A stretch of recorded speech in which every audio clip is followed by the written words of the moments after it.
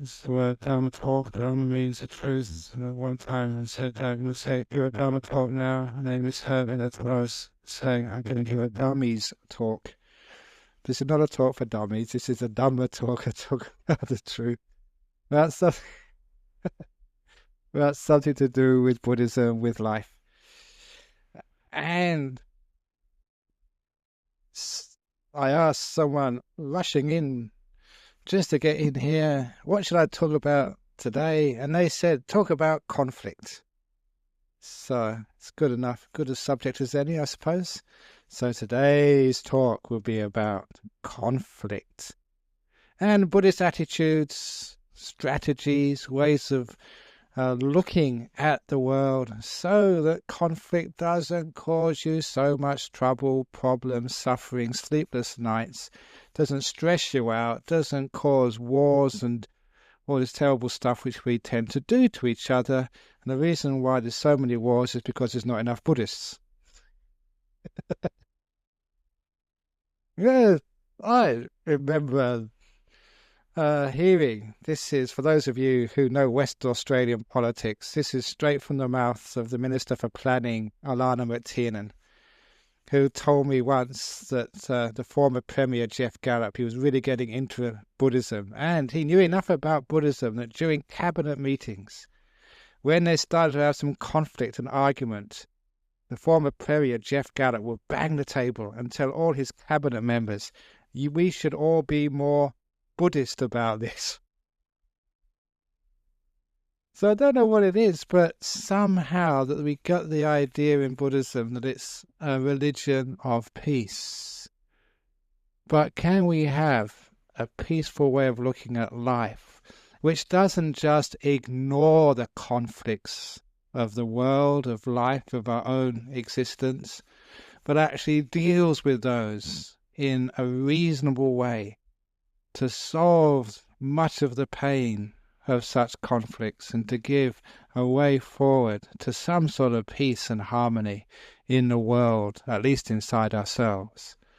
But first of all, that we have to say that we need to be realistic about life, that conflicts exist, and that the very fact, the idea of thinking that somehow we could make a world where there are no conflicts is just like a pipe dream. It just does not exist. And that gives me the opportunity to tell today's joke about unrealistic expectations. It's not so much a joke, this is a very interesting story which doesn't have anything to do with conflicts, but nevertheless I want to put it in at the beginning, otherwise I might forget it later on. It's a story of this young man. He was of that age, he was looking for a partner in life. So he went searching for the perfect woman to marry. And he went searching. There's a good ending to this story, so don't sort of think it's another misogynist monk joke.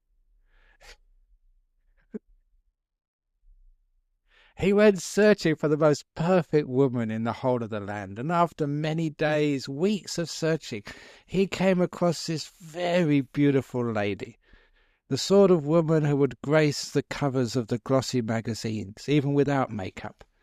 And blow, wasn't it? It's what do they call it? Airbrushing. That's right, airbrushing.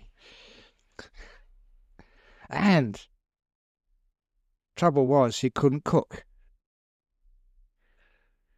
So he went away. You're not perfect enough. And he looked again for another week, another couple of months, and finally he found an even more beautiful woman. And this time her cooking was absolutely delicious. Better than you get in the best restaurants in Australia. Even better than you get in fish and chip shops. And trouble was, she was not intelligent. Couldn't hold a conversation at all. She was stupid. So, that wasn't good enough. And so he looked for another couple of weeks, another couple of months, and finally he found this woman. And she was so beautiful. And cooking was 5-star restaurant style. And she was so intelligent, she knew so much and was a great conversationalist, so kind and compassionate. She was a perfect woman. But he couldn't marry her because she was looking for the perfect man.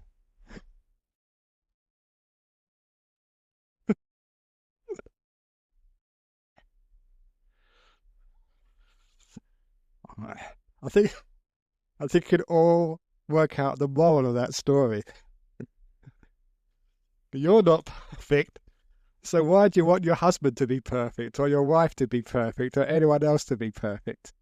And so that gets me into the first part of conflict, which is unrealistic expectations. Sometimes we think the world should be something different than it can ever be. Many people want the Buddhist society to be different than it can ever be. They want me to be different. They want a new joke every week. I've done pretty well this week. I don't think you've heard that one before. But I'm sure it'll be recycled. But the point is that it's our unrealistic expectations which cause a lot of conflict. Now, one of the great sayings of the Buddha, which came to mind when I thought, what shall I talk about for conflict? He once said, I never argue with the world. It is the world that argues with me.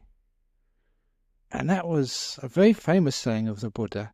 And it's a great thing to ground this talk on conflict. Because there the world was always arguing with the Buddha, but the Buddha would never argue back at the world. What he was actually saying, that the world is always in conflict with him, but he's never in conflict back to the world. It reminded me of a story from the very early years. One of the first monks who went to stay in the northeast of Thailand with my master Ajahn Chah, because it was, you've heard me tell all about the terrible times, how rough it was, with mosquitoes which are so big and so ravenous, with food which was disgusting, with heat which you could hardly endure, with staying up so late at night and getting up early in the morning. It was like worse than Guantanamo Bay. Well, not quite, but it was about, roughly up there with it. But anyhow, it was a very difficult, physically, very difficult place to stay. And as you can imagine, one of these first monks to go up there was just having such a hard time. Homesick, no food which he liked, always having diarrhea, having to endure the mosquitoes and the heat and the language and the culture which was so foreign to him. And one day Ajahn Chah saw him looking absolutely miserable, just suffering so much. And he came up to him and he said to this monk, now, is Thailand suffering or are you suffering? It was one of those little sayings, those little moments where the monk actually saw what Ajahn Chah was pointing to. It wasn't the environment outside of him which was where suffering lied. It was actually what he was doing with it inside. His reaction to the heat, his reaction to the discomfort, his reaction to the lack of good food, his reaction to being a long way from anything which he could relate to. It wasn't the place itself where suffering lied. It was what was going on in his mind. That was a place of suffering. And it's the same with conflict. It's not the world in which conflict lies. It's in the reaction of human beings which we have to things which happen in this world. We've been having a drought, and many times there hasn't, for the last few weeks, it's been dry skies, sunny blue days, and many people think, oh, this is wonderful.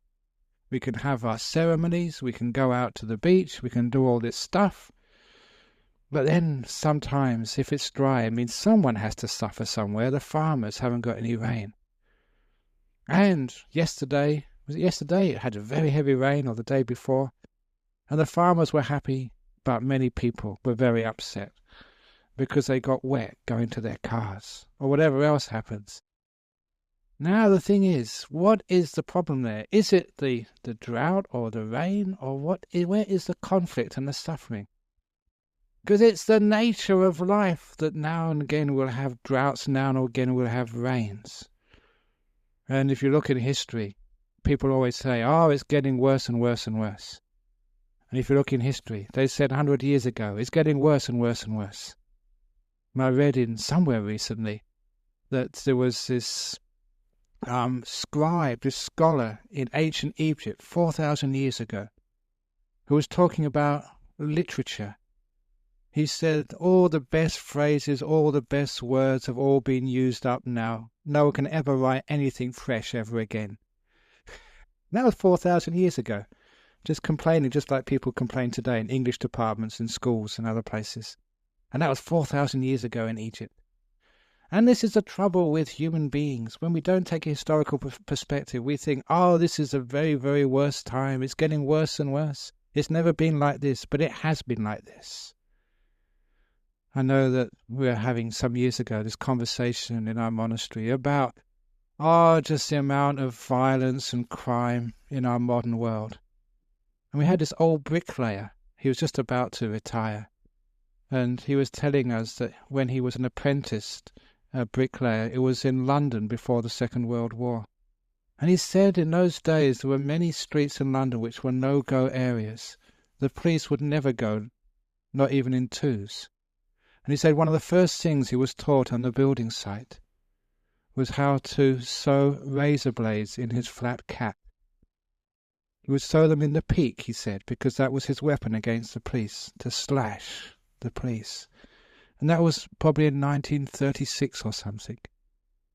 So sometimes when we look back, we'd had violent times in the past. And the violence comes and goes, moments of peace, moments of violence. We come to a sense of understanding about what this world can actually provide for us. So we're not in conflict with the way this world works, but that doesn't mean that we give up trying. So the idea in dealing with conflict, we do our very best to try and lessen the difficulties and pain of life, but we always realize that we will never fully succeed in working on the outside, but we can always fully succeed in our inner lack of conflict with the way this world actually is. In a family, in a relationship, you'll always have, I haven't seen a couple yet who don't argue. So if you think that your particular relationship is dysfunctional because you have arguments from time to time, please know that I've been listening to marriage problems for so many years now. I can tell you with authority, having investigated many marriages, that yours is pretty average. So don't expect something which marriage will never give you. Don't expect something out of your husband which he can never give you. As I said to you many times, that I know these husbands. They're all the same. So if you think you're going to divorce this one and get another one, it's a waste of money. You just get, maybe it's different packaging, but the same engine inside. And those of you who've been married a few times will know the truth of that. So why are you in conflict with the way that these things actually are? Once you get to know what's happening and what the world can offer you, what it can give you, then you won't go like that stupid guy looking for the most perfect girl in the world when she's looking for the most perfect guy. You never get anyone that way. So the point is here that we understand some of the causes of conflict. First of all, it's not understanding what the world can give. And we are arguing with the world then. Sure, the world argues with us because the world is never satisfying. It's never quite good enough. It could always be better. It always promises much more, but never quite gives it. One of the best things which I learned from Buddhism is being realistic. Basically, it was saying that, there'll be sicknesses, there'll be death. You've got to accept sicknesses. Don't be in conflict with the sicknesses which arise in your own body. Don't be in conflict with the operations which will have to be performed on your body. Don't be in conflict with the death which happens to you and other people. When we learn how to say that, well, this is the world, sure, it's not nice, it's arguing with me by giving me these sicknesses. Now, one of the worst things about being a monk is you don't have much control over what you eat. And so sometimes my stomach argues with me. But when it argues with me and you get a stomach ache, I always remember, don't argue back with your stomach. It's just a stomach ache, that's all. So why make more problem and suffering when you've already got sort of a bad stomach? You just stop complaining. So the world argues with you, but you don't argue with the world. And this is actually what the Buddha was sort of saying here. The understanding that the root cause of conflict, the one which really hurts us, is a conflict which comes from within. When we have some really weird understandings of what the world is, of what life is, and what it can give us, and we expect it to give something it can never provide us. When we understand the rules of the game, what life can give and what it can't give, we gain a huge amount of peace.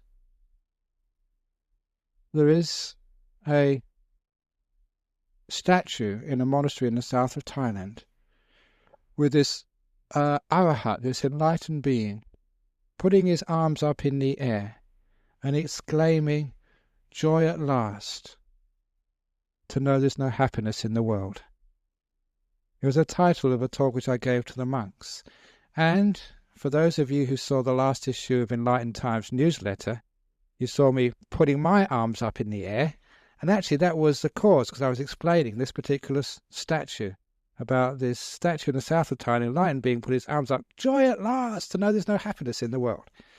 Now that might sound a little bit of a contradiction, but the meaning of that is when you understand what life can actually give you and what it can't give you, to know there's no perfect happiness in this world.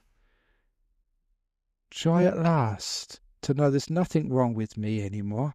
I'm not some big failure or mistake anymore. I haven't just chosen this terrible husband or this awful wife. They're all the same. This is what happens in life. Joy at last to know that nothing's gone wrong. It's joy at last not to again be in conflict with the world. It's a strange thing, but sometimes people say, isn't that just being too passive?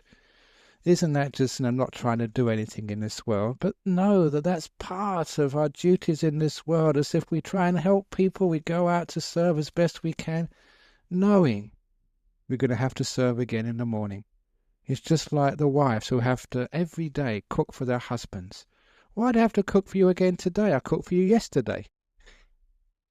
Or like the child who comes home from school and you tell him to go and take a shower. But I always have to take a shower. Why take a shower? I'm only going to get dirty again. Or like the wife who has to always clean their house.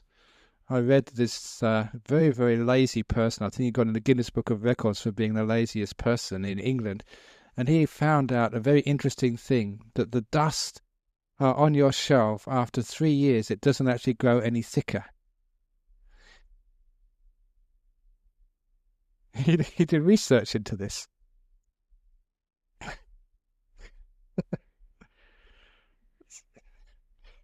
So the point, why wipe your shelves anyway? Just leave it for 3 years and then it's just always the same. But the point is here that even though it's going to get dirty again, even though you're going to have to shower again, even though you've got to cook dinner again, even though you have to say sorry again, they're going to still argue with you one more time. But that doesn't mean you shouldn't say sorry one more time. It doesn't mean you shouldn't wash. It doesn't mean you should try and help. It doesn't mean you shouldn't care. It doesn't mean if you're a doctor you shouldn't try and give someone an extra 3 months of life even though they're still going to die.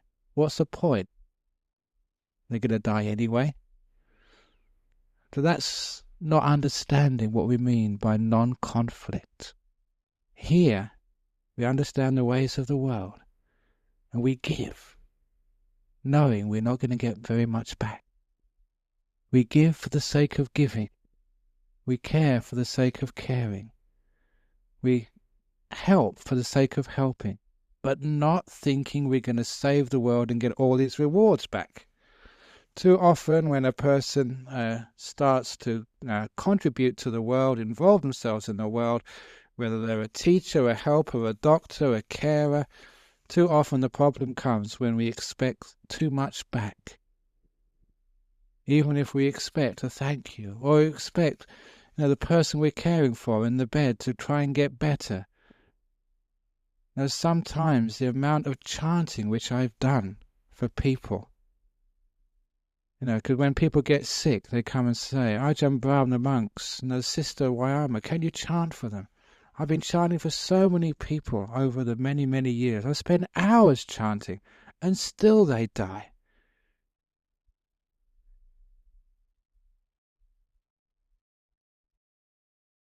But it works, the chanting, because anyone who doubts about chanting, whether it works or not, please come to my monastery in Serpentine, and there you will find a cat who is 21 years of age, human years, and still really fit. That's Kit Kat. And that's a long time. Apparently, one cat year is equivalent to 7 human years. So that's 147 years old. And sometimes people wonder how a cat so old and so fit. And the answer is because every day it listens to the monks chanting. And that's not proof that chanting works. I don't know what is it. But like once, this lady came. A lot of times we get a lot of people ask for chanting, especially young people, just before exams. The weeks before TEE, there's a log jam of people wanting me to chant for them. And at one time, it wasn't actually me. This was a long time ago. This is Ajahn Jacro's years when he was a senior monk. This woman came and asked for some chanting. And Ajahn Jacro, my predecessor, very, very kind, good monk, did this great chanting, full effort, mindfulness, really focusing his mind. We never saw her again. But her friends told us what happened. Because some of her friends were studying at the same university, came and said that this woman, this young girl, I think she was from Malaysia, she was bad-mouthing all the monks. Those monks at Serpentine Monastery are no good. They are terrible, they are hopeless. Because you know what happened? She failed. And she blamed the monks for not chanting correctly. Of course, that's stupid expectations. Chanting can help you, but it can't if you don't do any studies at all, that's not going to really affect anything. That, she was a party girl. She'd spent all of her time just going to parties, dances, raves, I don't know what they call them, but whatever she was on, she went to. And she never did any studies, and she expected the monks to do that part of her education. So that's unrealistic expectations. But nevertheless, we'd always do that. We'd always chant, we'd always help, even though someone was going to fail. Do you understand why? Because it's for the sake of giving and caring you do these things, not for the sake of getting success. Because the success isn't out there in the mind, out there in the world. The success is in your mind. The very fact of caring is actually having the world argues with you, but you are not arguing back at the world. Most of the conflicts is that conflict which occurs in your mind. That's why, even when you meditate, I've been teaching for a long time now, never have conflict with your meditation, which many people do. And if they have a meditator who says, I've got to get peaceful in meditation, I don't want to have these terrible thoughts going on in my mind. I want to be peaceful. I don't want to fall asleep. If they're in conflict with what's going on in their mind, they'll also find that when they come out of their meditation, they're getting conflict with their dog, with their cat, with their wife, with their children, with anything. All the conflict comes from being a control freak. We really think that we can change the world and make it different. When you're a young monk, you think you can convert all the Christians, Muslims, Hindus, Jews, and everybody else to being Buddhist. I've got the right religion. How come you guys can't see? And then you meet the Christians and they say the same. When I want to convert you, say, no, I was here first. I convert you back. Well, that's just a stupid thing to be thinking of. But people think that way.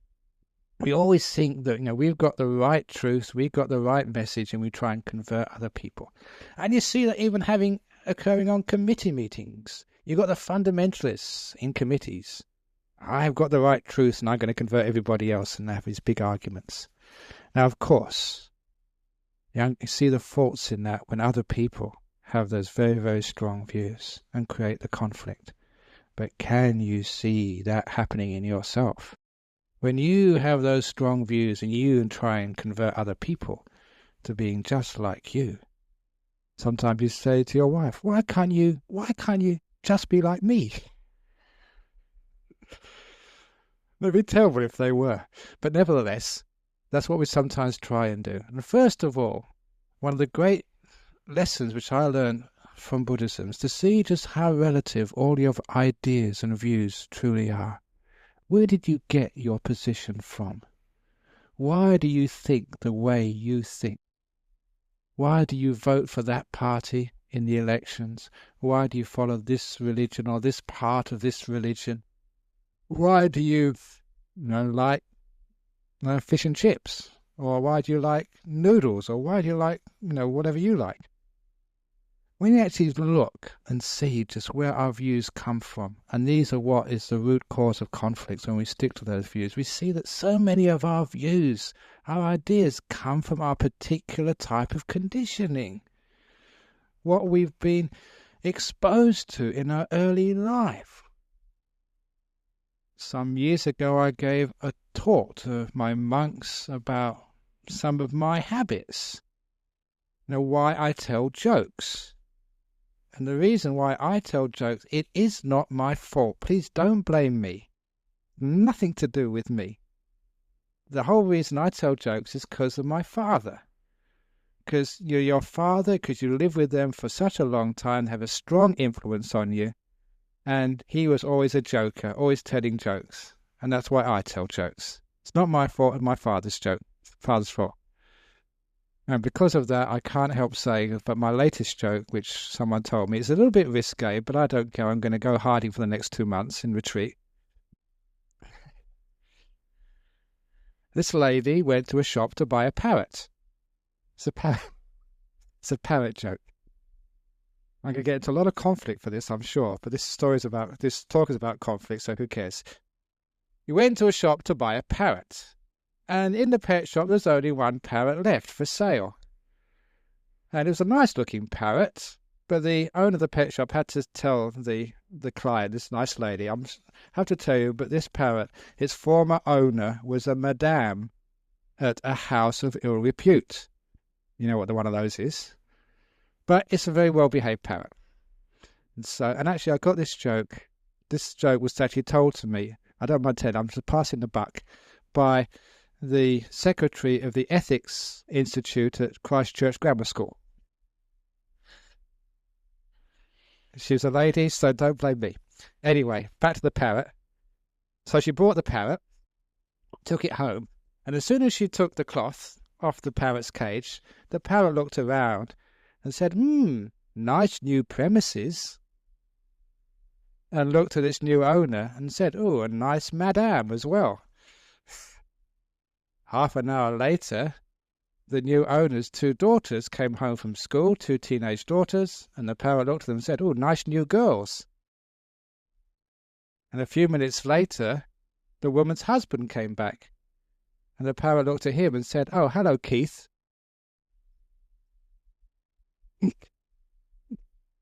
He was busted.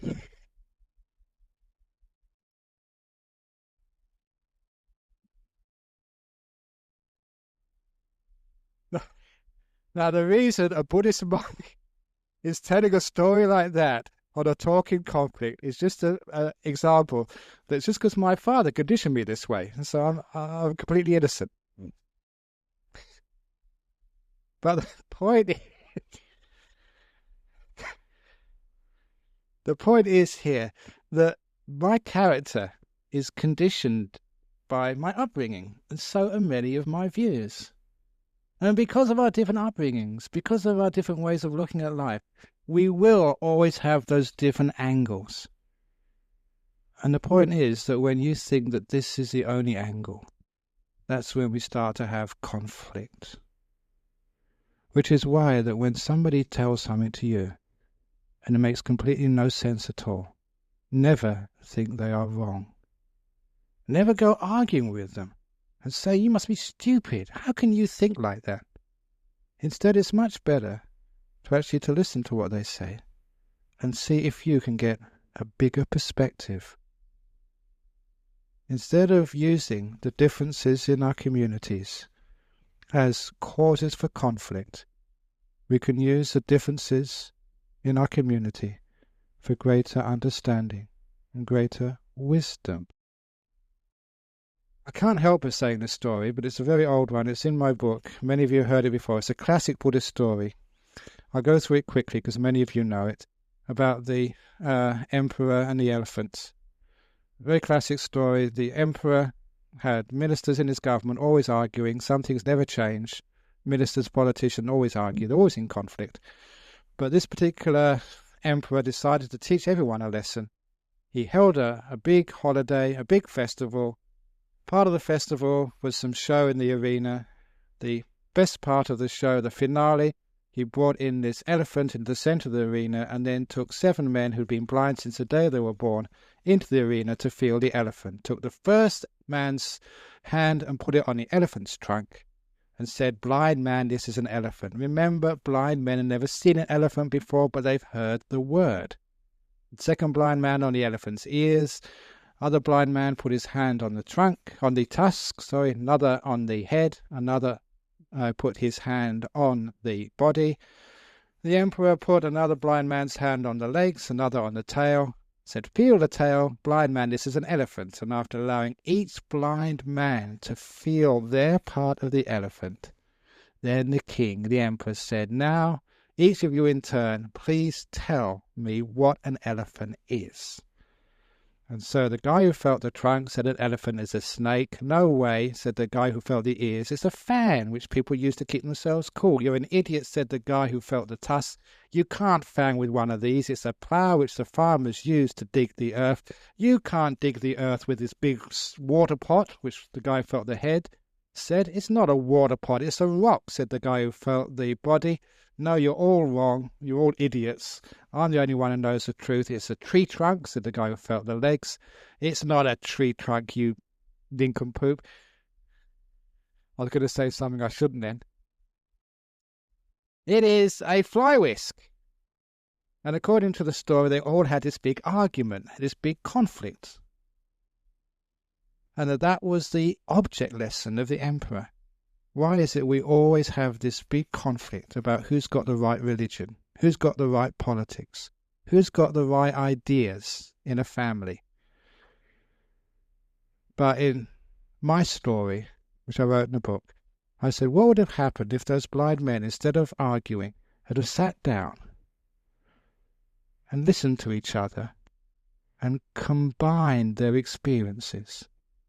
And if they had, they'd have worked out this elephant thing, which they'd heard before but never actually seen. An elephant was like a big rock on 4 tree trunks, with a fly whisk on the back. On the front of that rock was a big water pot with 2 fans on either side, a plough just underneath on either side, and a big snake in the middle. And to a person who would never see an elephant, that would be quite a good description of what an elephant is. Now, can you understand the moral of that story? Instead of arguing, when we listen to each other, we can actually get the bigger picture. And when we get the bigger picture, very often we get the solution to conflict.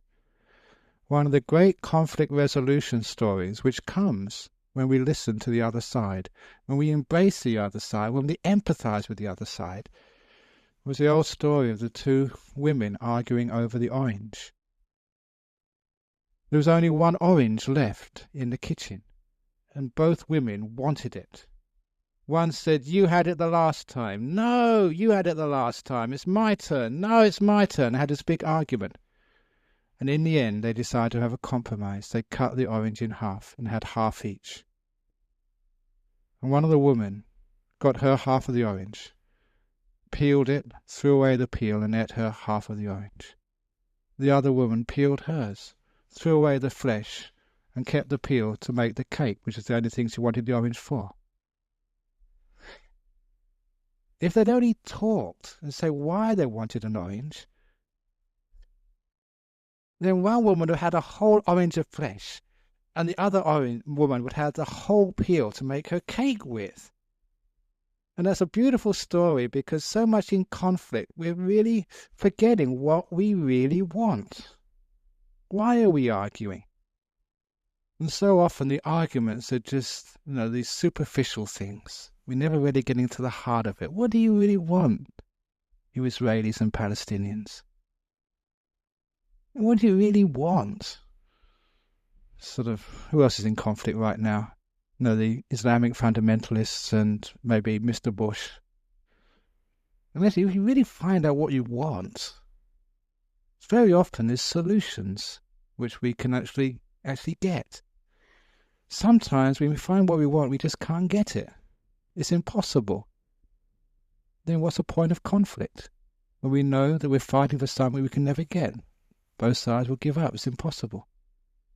But a lot of times conflict comes fighting over what we don't really know what we want. Too much fighting comes from delusion. That's why a little bit of meditation, a little bit of awareness, a little bit of opening the mind. Find what do you really want? And if you can find that, are you going to really be happy? Is that what you really want? Half of meditation, half of enlightenment is finding out what you want. A lot of times people go through their whole life searching for what they want and never really finding out what it is they want. Start off in life, you want to have a nice girlfriend or boyfriend or whatever. It's not what I really want. Get married. It looks pretty close to what you want, and that's not what I really want. Then maybe become rich and famous. That's not really what I want. And after you become rich and famous and be married, then many people want to become a monk or a nun. Then if I become a monk or a nun, that's not what I want. So often that people are just searching for these things, what I want. Ajahn Chah used to call this like a person who was searching for the tortoise with a moustache. He had a great turn of phrase, my teacher Ajahn Chah. And they searched the whole world for a tortoise with a moustache. Have you ever seen a tortoise with a moustache? Oh, I haven't. They don't exist. But people still search for that. Are you still searching for the tortoise with a moustache? The perfect partner in life? The perfect job? The deepest meditation? The greatest insight? What are you really searching for? And a lot of time you find, yep, that's me. I'm searching for a tortoise with a moustache, something which doesn't really exist. So one of the great ways of overcoming conflict is actually knowing what you want. What do you really want in life? A lot of times that we have to go on the data of our experience. What have we experienced before until we actually find what we want? One of the greatest experiences of human beings is when they come to a place of contentment, where there is no conflict anymore. They're at peace with themselves and the whole world. It's a great thing in meditation because it takes you to that place of peace, where you're at one, not fighting anymore, just perfectly happy in this moment, not wanting for anything. And it's at that time, it's at that experience, you realize what you always wanted. That peace, that contentment, that fulfillment. And for human beings, we search for it everywhere else except right where we are. We search for it in material things. We search for it in achievements. We search for it in the praise of other people. We sometimes even search for it in the love of family, which is also ephemeral. Sometimes there, sometimes it disappears. We never search for it inside of ourselves. inside of the moment, inside of whatever we're experiencing. Even you can find it in the middle of cancers, in the middle of a divorce, in the middle of your death. Sometimes in the most unexpected places, you can find that contentment, because it's always right there in the middle of the moment. It's when we find out what we really want that we can understand how conflict ends. Otherwise, there will always be conflict. I've often noticed that this path of meditation, which I've been teaching here for years, is always a very passive path. When I tell you to let go, to do nothing, to embrace the moment, to make peace, just to be and not to fight. And so often that people say, surely that's just being lazy. But no, actually that's a path which leads to that inner contentment and fulfillment.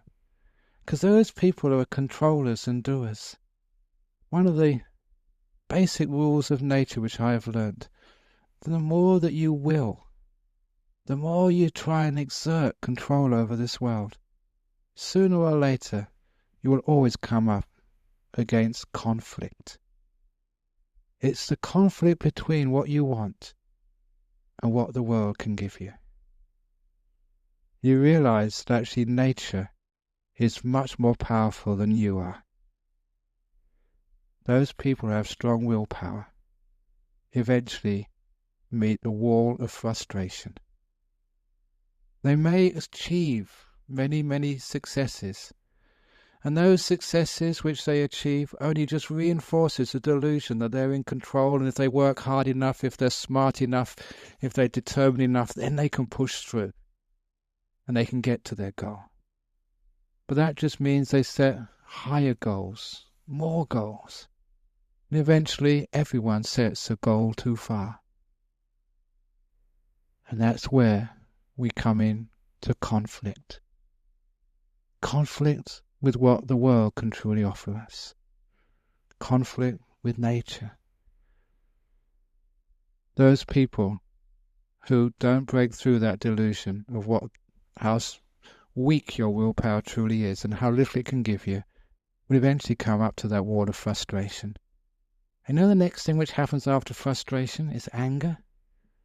Sometimes that anger is not so much against the wall which you come up against, but it's against yourself. Because people feel like they're failures, that they didn't manage it, they didn't manage to push through. And because their willpower has been successful so long, they think it's a weakness of themselves. This is actually where we start to get depression. I often notice that people who have depression are people who are beginners, control freaks, who are usually very successful. And they don't break through the delusion of how much you can achieve and do in life. They don't know their limitations, or rather limitations of life. They don't learn just how to make peace with their life. To give, not expecting anything back in return. And develop this beautiful contentment. This is good enough. Well, how much do you really want? Sometimes you look at a simple thing like a monastery. We're always building something. But how much do you really want? There's a story which was in a comic magazine recently. You get a lot of wisdom in comics. I really recommend them. And there's a story of this nun, a Buddhist nun. I think she was supposed to be living in Sri Lanka. And she was just this very good nun, living in a cave, very simple, going on alms round every morning, hardly any possessions whatsoever. But one day, when she got up in the morning, she meditated and she noticed her mouse had actually bitten some holes in her robe. And so she thought, I better ask for a small few patches and some thread to sew up the holes. So next time when she was on alms round, she asked one of her supporters, can I have a bit of rag and some thread to sew up the holes in my robe? A mice has been eating them. And so she patched up the robe, but the next day the mouse bit another hole in the robe. The next day another. And so she thought, what a waste of time just always asking for thread and pieces of cloth to patch up my robe. You know what I really need is a cat. And that'll chase all the mice away. They won't eat, well, sometimes they eat the mice, but that's the mice's fault. It's their karma. But the mice would actually keep the right mice. So the next day when she was on Arms Round, she saw one of her supporters who was always asking what he wants, said, can I have a cat? And of course, there's always a few spare cats in the village. So yeah, you can have this little kitten that's just been brought. So now she had a kitten in her cave. But of course, kittens don't, usually, or cats don't eat sort of human food. How sort of fussy cats are. So the cat was getting more and more thin. And so the nun thought, I got to get some milk for the cat. So the next time she was on Arms Round, she asked for some milk from one of her supporters. And they're very happy to give her some milk, but the cat needed milk every day. And she was always asking for a bowl of milk. And so she thought, well, if I had a cow, then I wouldn't need to keep asking for milk. So the next time she went on Arms Round, she asked one of her supporters, can I have a cow? So, they're very faithful, like, all you are. And if any of the monks or nuns ask for something, say, oh, yeah, please. So the nun got a cow, so she could milk the cow and give the milk to the cat, and the cat could keep the mice away, so she didn't need to patch her robes. But, cows have to eat as well. So every day when she was on Arms Round, she was now asking for the big sheaf of hay or dried grass to feed her cow. And that was very heavy to carry all the time. So after a while, she realized, well, that instead of asking for hay every day, maybe I can have a field. So she asked one of her wealthy supporters, if you don't mind, can I have a field? And they were so generous, I thought it was great good karma, so they gave her a field. And then this poor nun, she had a field, but she also needed like a sickle, actually, to cut the grass. And she was so busy, sowing the grass, cutting the grass, taking it back, to feed the cow so she'd get milk, to feed the cat so she could chase away the mice, so she would have these holes in her robe. She thought, what I really need is actually like a boy to look after the cow so I can meditate. So the next time she went into the village, she asked for a boy to look after the cow and said, oh yeah, he's this little kid and it's nice that he associates with a good nun like you. You can learn a lot. And so he had the boy, and of course, the boy was very naughty and always needed to be taught things, and, he couldn't live in a cave, not with a nun. So he had to build a separate hut for the boy. So next time she went into the village on Arms Round, he said, I need some wood, some planks and stuff to build a little room for my boy. And this all started because she had a hole in her robe. And this is a great story, which I always keep in mind when we say, how much do we really want? She started off as a nice, simple nun, and now she had a whole village and a farm. And you can see every step of the journey, we justify it, we give a reason for it. And sometimes in the end, when we look at our life, we look, wow, what have I got? This big mansion in which I live, and this big car, and all these possessions, and you started off just like that poor nun, just with a little hole in the robe. And this is all in that. So what do you really want? And the thing is, the more you want, the more conflict you'll have. That's why the Buddha never argued with the world. The world argued with him, because he didn't need anything. There's sometimes that people, they don't like, people arguing with them, but that's part of the world too. There's sometimes people argue at me, and sometimes they send me letters, they get upset about something I said, and I try and figure out, what did I say? And I say so much that sooner or later someone's got to find something which they can argue with. But I expect that. That's part of life too. Part of life is expecting people to be upset at you, to criticize you. And when I accept that, I'm not in conflict when people criticize me. Or they tell me I've made a mistake or done something wrong. I said, oh yeah, fair enough, yeah, I made a mistake. And sometimes that is really sort of undermines a person. Because when they're telling you off, they want to get a rise out of you. They want to get you angry. And they said, oh, you told that was a terrible joke about the parrot. You shouldn't say things like that. Houses of ill repute. Monks shouldn't even know what that word means. I say, oh yeah, okay. When actually you don't get upset back, that really spoils all their fun. But whatever, what it does, it diffuses the conflict. When people try and accuse you of something you've done wrong, maybe in the office or at home, you say, oh yeah, I did that, sorry.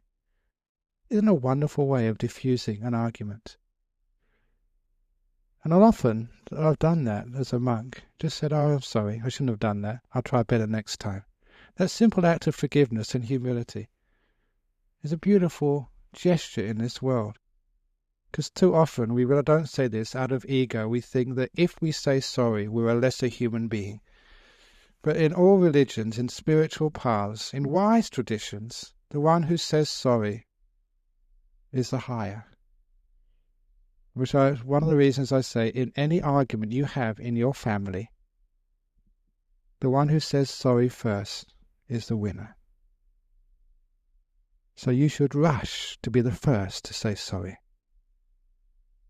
You get much more good karma in being the first. It should be a competition. I got there first. Hey, I said sorry first. So don't wait for someone else to say sorry. You do it first. And if you do something like that, you're actually diffusing so much conflict. What you're actually saying, oh, I'm a human being, I make mistakes. This is what happens. And if people still abuse you, you say, well, that's life. You don't expect something which life can never give you. Even people abuse the Buddha, and they called him names. So what can you expect? There you go. There's always someone who will leave their mobile phones on. But I will not get angry at you because I know that will always happen. It's nature. So I'm not in conflict about you've got so many people in this room. Someone is going to make a mistake. Just like I make mistakes. So that way, it's not the world. The world may argue at you, but you never argue back at the world. Too often, a mobile phone rings when you're meditating. And you argue back at the mobile phone. What a stupid thing to do. Because a mobile phone only lasts for a few seconds. But the arguments in your mind, they last sometimes all night and you can't go to sleep. Now do you understand where conflict comes from? Somebody might say something or do something we should disagree with. Welcome to the world. People always do this. But you don't need to argue back. If you can do something about it, try. You may not succeed, but give it a go. But if you can't, you leave it alone. And that way, you're never in conflict with anything in this world. You're happy at last to know there's no joy in the world. In other words, the world isn't perfect. You don't expect it to be perfect. We muddle along, and we get somewhere in the end. Our little Buddhist society, it's amazing just how far we've muddled over all these years. That's why we call it in Buddhism. What's the main teaching of Buddhism? The muddle way.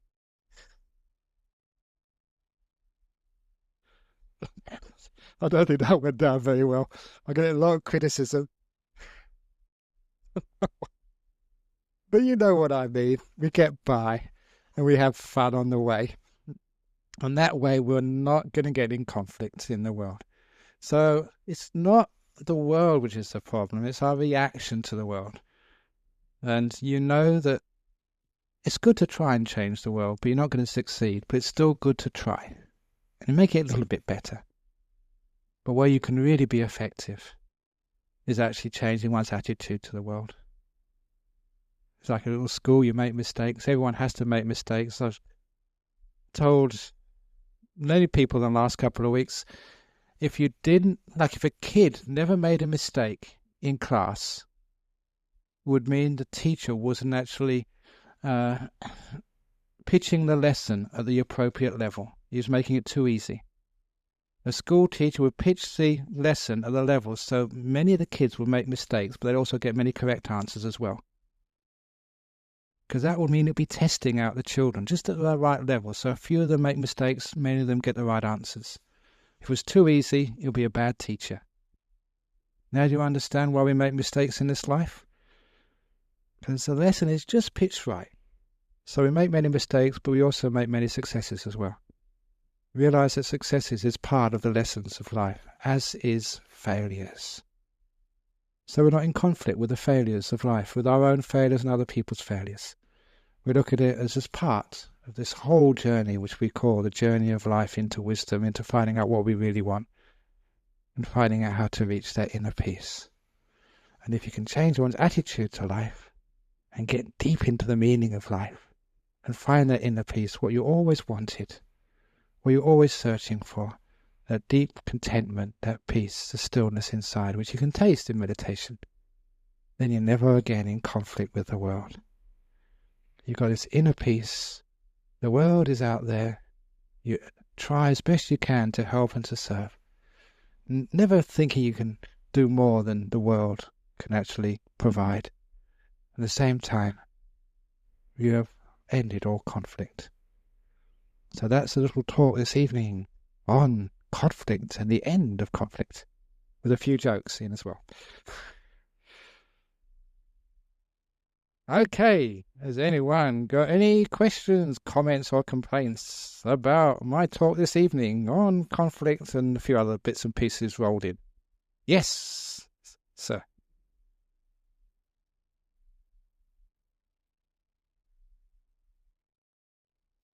31. That's more than that. Do you do chanting?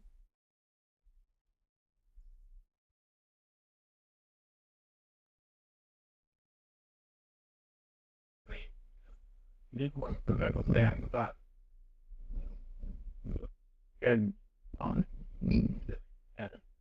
dying out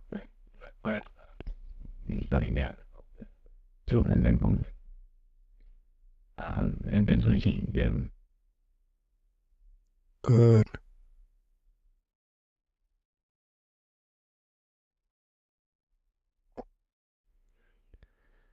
Okay, that's a very good point. This is for the camera and for the tape. Your mother just had a 31-year-old cat. Just recently took it to the vet to be killed. And she has a conflict. She felt it was the right thing to do, but she's still in conflict with that. You know, one of the reasons for that conflict is instead of believing our heart, we believe in the rules which someone else sets, or whether it's our religion, our precepts, or what it says in some book. And too often, when what we see in some book, whether it's even a Buddhist book, even what a monk says, that should always be only used as a guideline. The words should never be taken more seriously or more importantly than what a person feels in their heart.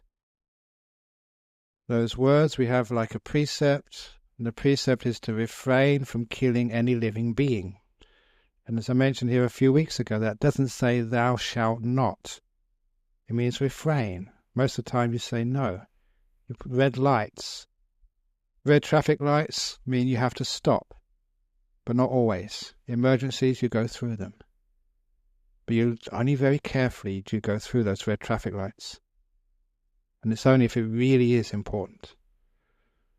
So a lot of times people believe what other people say, what the book says, what the belief system says. Whereas in Buddhism, we should always challenge that and look within. All the theories, all the dogmas, all the teachings are just guidelines.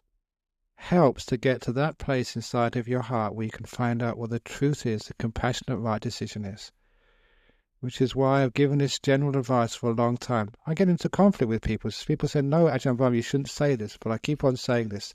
In such a situation, if you've got a dog or a cat who's that old, ask the cat. See what the cat wants to do, what Douglas wanted to do. And your mother did that. You just told me there that Douglas had enough. And so it's Douglas's choice. Other people, there's another, I've said this for a long time, there's another lady who said she had a cat and it was dying. It couldn't walk.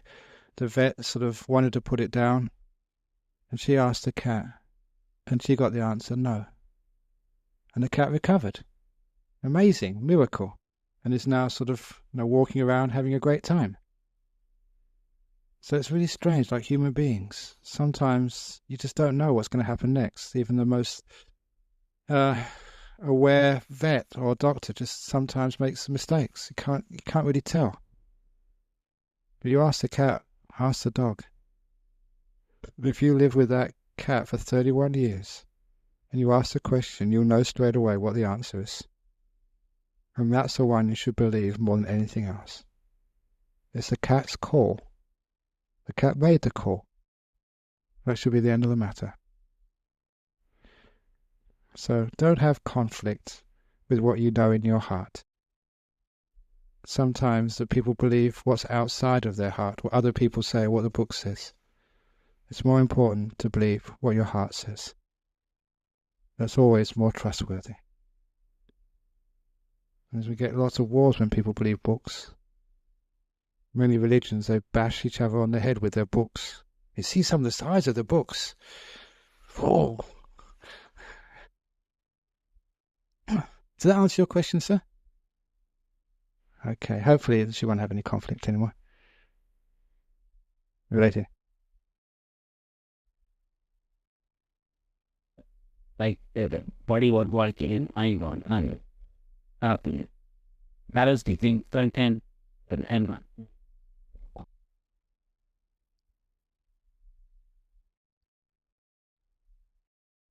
Have you got any sort of, it's not so much a conflict, it's like a decision to be made. And it's competing interests. So you put everything in a balance, something on one side, something on the other side. And then just wait. This is the decision-making process. To make sure you have as much information as possible, put it all in your brain, leave it alone for a while, because the cake has to be put in the oven before it actually bakes, and stop opening up the oven to see if it's baked yet. Leave it in the brain for a while, and when it's baked, when the idea comes out, if you wait long enough, it's not half-baked. It comes out, and it's the right decision. And, well, basically, let's say right decision or wrong decision, sometimes you make a decision, and it's not really right or wrong, it's just alternatives. Some decisions lead in one direction, and other decisions lead in another direction. You can always make use of both in your life.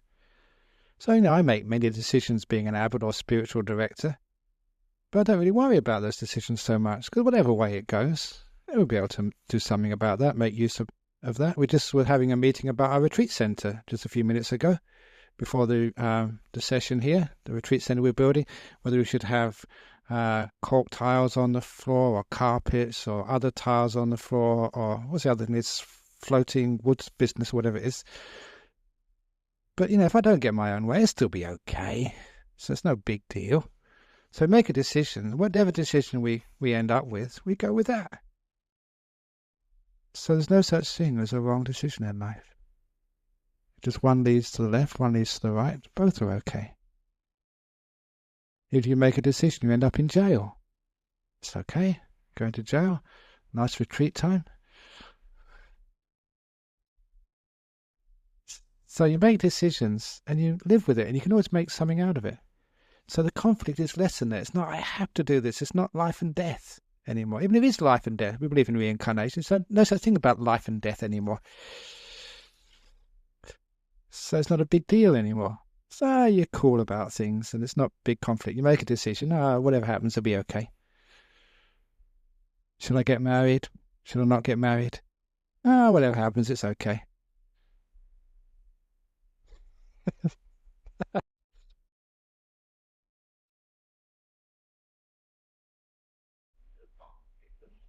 Okay. Well, the children, I think that also, he was the overall. Aha, yeah. But there's an old saying about the middle way. It's one of my jokes about the middle way. He who walks the middle path gets hit by traffic coming in both directions.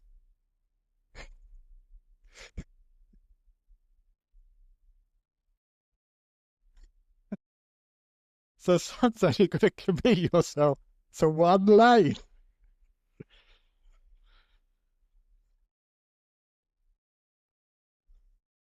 That's a great...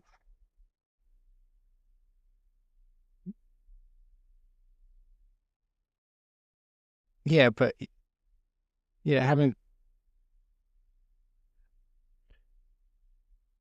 Correct. You got to find what everybody really wants and to see, whether that's possible. If it's not possible, you just have to let go. You're not in conflict with conflict. So you just let it be. But if there is a solution, then you give it everything you've got.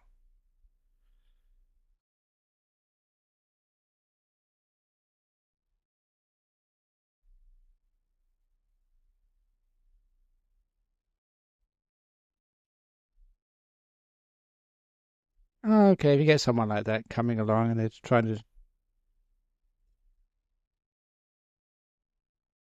Well, you know that... Well, you know what happened? This is the story in my book. It was the 6 Day War in 1966 or 7 or something? Whatever it was anyway.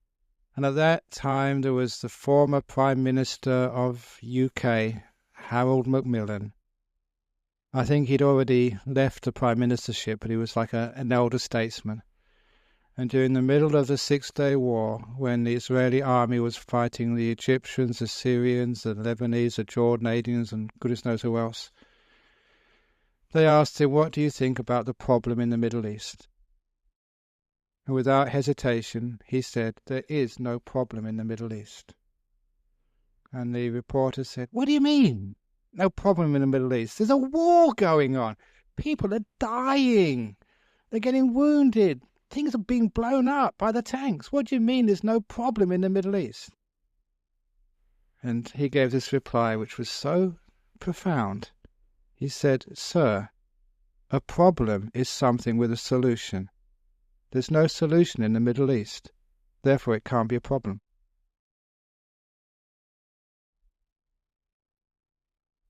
Now, that was actually very, very wise coming from a person who was at the coalface of such international disputes. At the time, he couldn't see a solution at all. So he had to put it on the back burner and do other things where he could make a difference. If there is a solution comes, then you give everything you've got. Then it is a problem when there's a solution there. When there's no solution, is it a problem?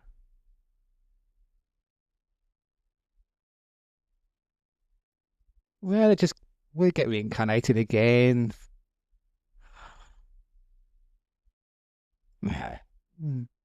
So keep it in perspective.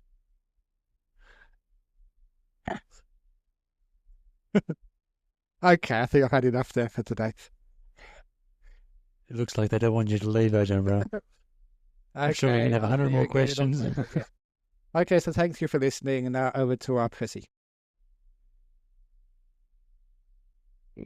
Arahant Samma Sambuddho Bhagava Buddhaṃ Bhagavantaṃ Abhivademi